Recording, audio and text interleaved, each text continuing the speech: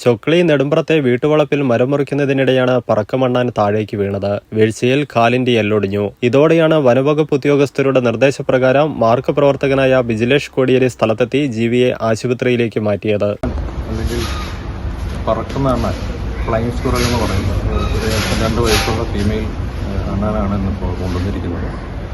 ഇപ്പോൾ പരിശോധിച്ചപ്പോൾ നമുക്ക് കാണാൻ സാധിക്കുന്നത് വലത്തെ കണങ്കാലിൻ്റെ നടുഭാഗം വെച്ച് വേർപെട്ട് ഇരിക്കുന്ന അവസ്ഥയാണ്.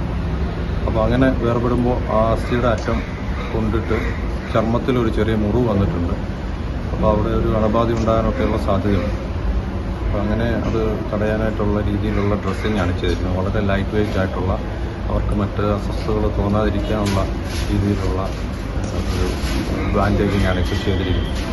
ഏകദേശം ഒരു 2-3 ദിവസം ഒന്ന് ഒബ്സർവ് ചെയ്തിട്ട് മറ്റ് ബുദ്ധിമുട്ടുകളില്ലെങ്കിൽ ഈ ഡ്രസ്സിങ് തന്നെ നമുക്ക് തുടർച്ചയായിട്ട് വെച്ച് അങ്ങനെ ഒരു 3 ആഴ്ചയോളം നിരീക്ഷിക്കാം.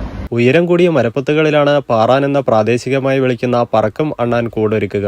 2 വശത്തെയും ചിറകുകൾ വിടർത്തി ഗ്ലൈഡ് ചെയ്യുന്നതിനാലാണ് ഈ പേര് വന്നത്. പെരിയാർ വന്യജീവി സങ്കേതത്തിൽ ഉൾപ്പെടെ കാണപ്പെടുന്ന ഇവ വംശനാശ ഭീഷണിയുടെ നിഴലിലാണ്. കണ്ണൂരിലെ ജില്ലാ വെറ്റിനറി ആശുപത്രിയിൽ ചീഫ് വെറ്റിനറി ഓഫീസർ പി ബിജുവിന്റെ നേതൃത്വത്തിലാണ് ചികിത്സ നൽകിയത്.